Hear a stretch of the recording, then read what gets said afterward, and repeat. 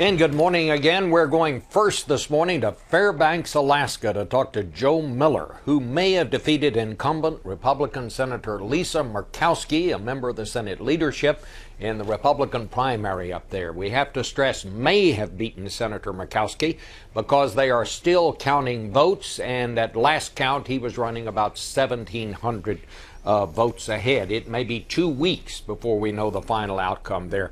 But the fact, Joe Miller, that you ran the kind of race you did and that that it's coming down to the wire is fairly surprising, I would say, to a lot of people, even those in the Republican Party. But you seem to be, or could be, kind of the poster boy for these anti-establishment Republicans who are giving the Republican establishment such a run this year. I guess the first question we have to ask you, and I want to tell our viewers first, there is a delay in the sound reaching you, so there'll be some delay between my questions and your answers, but it's our audio. It's not because you're sitting there trying to think of an answer.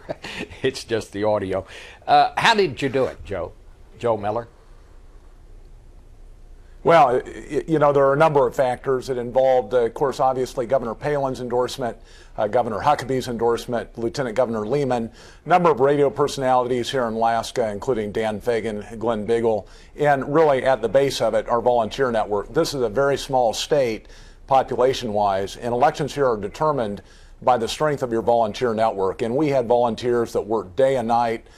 They covered every quadrant of the state. It was just an extraordinary effort. There is a lot of federal money that pours into Alaska. In fact, I think Alaska ranks about second per capita of the amount of federal dollars that come into the state. As you say, a small state, 700,000 population. You've said that we can't afford all that federal money that's pouring into Alaska. Should Alaska get less money from the federal government?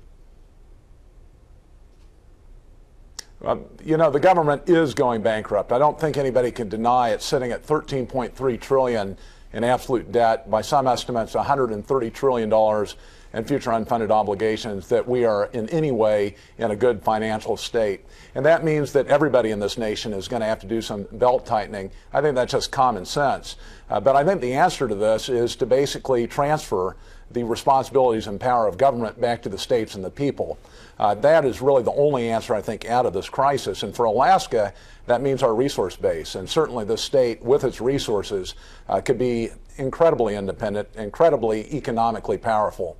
But that really is the answer to the crisis that we're in right now. Well, I mean, are you going to the voters now as November beckons here and say, folks, I got to tell you, I'm going to go back to Washington and tell them to send us less federal money? Is that your campaign promise? What we're telling Washington, D.C. is that we're in transition. What that means is, as we continue to tighten our belts, because fiscally that's critical for the economic solvency of this nation, we also transfer to the states more power, and that means more ownership of lands. It's not a situation where you just yank the financial plug, but at the same time you're transferring over discretion over the use of the resource base.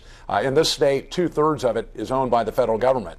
There really isn't good constitutional basis for that. It's our position that as the money is restricted, the lands are transferred. And so that's the plan that we want to implement. Now, you said no to stimulus money, that Alaska should create its own jobs. How would you go about doing that?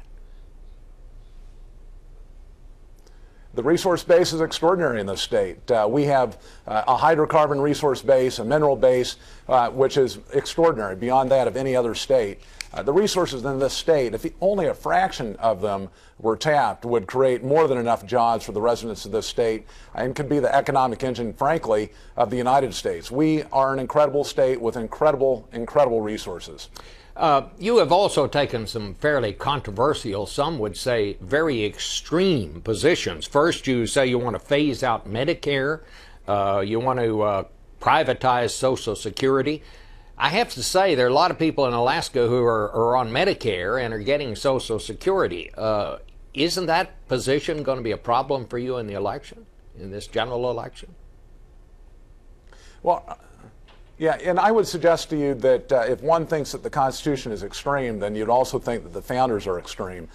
We just simply want to get back to basics, restore essentially the constitutional foundation of the country, and that means the federal government becoming less onerous, less involved in every basically item of our lives. And what that means is there does have to be some transition.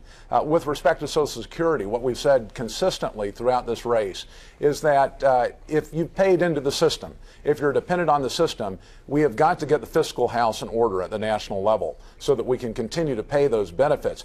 But to suggest that there is nothing that can be done, that we have to continue as the way things are, ignores the fact that the trust fund is empty. It's full of IOUs. It ignores the fact that as of April of this year, there are more expenditures or there are more outlays coming out from Social Security than inlays. And it would be incredibly irresponsible for us to sit back and say that this is something that shouldn't be addressed.